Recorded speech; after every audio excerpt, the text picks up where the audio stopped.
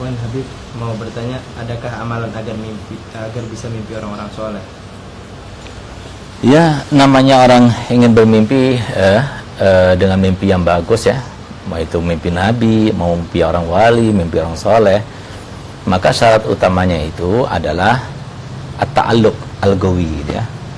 Jadi kita terikat dengannya.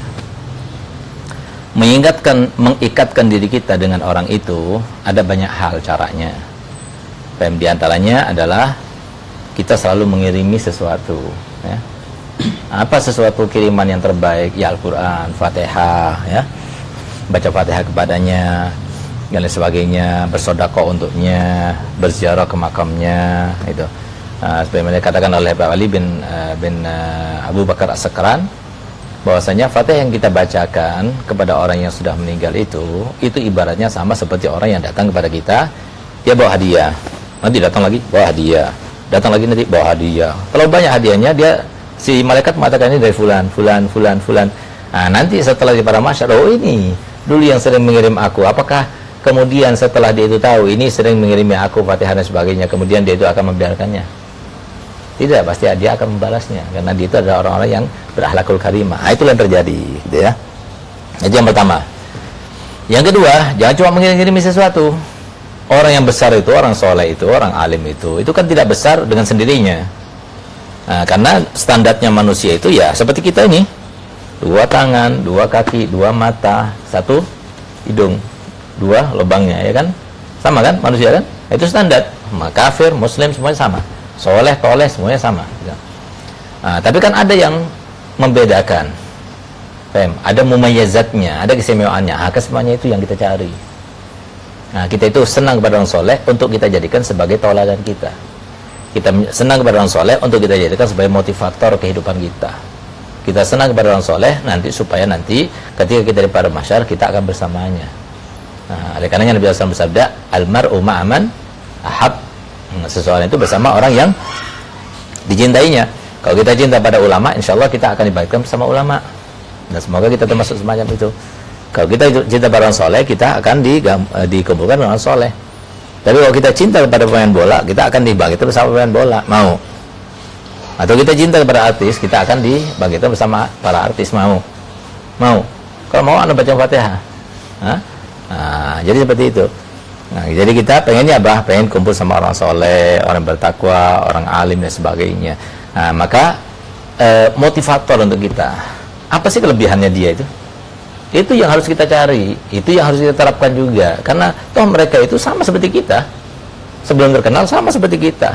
Nah, apa sih yang menjadikan mereka itu kemudian menjadi terkenal, menjadi wali, menjadi punya karamah, disayang sama Allah, setelah meninggalnya tetap diziarahi, alangkah nikmatnya hidupnya dia, berapa kebaikan yang didapatkannya dan sebagainya. Apa yang membedakan dia dengan kita? Itu yang kita cari gitu.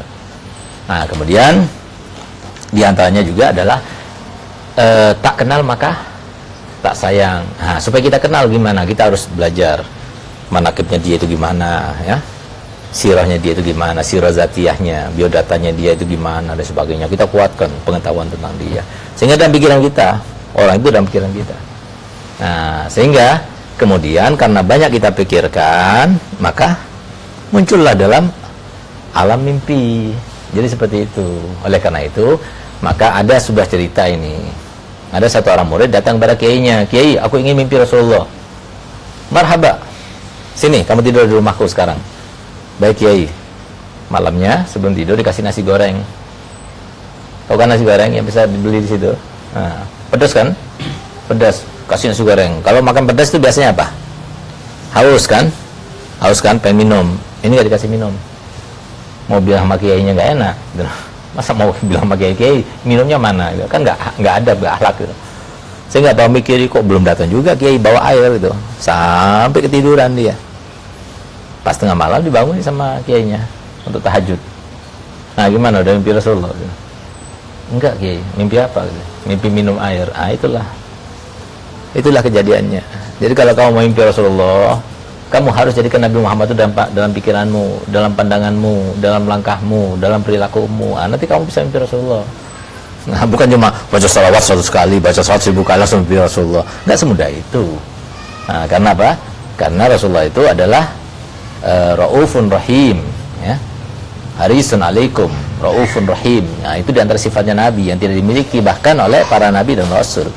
Nah, oleh karena itu, kalau dia itu paksakan hanya dengan kita baca salawat berapa kali Rasulullah akan datang bersama kita, maka kita akan hancur berkeping-keping karena cahayanya Nabi Muhammad SAW.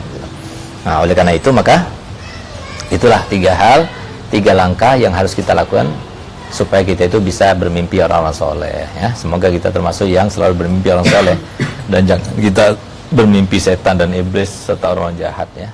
Amin ya rabbal alamin.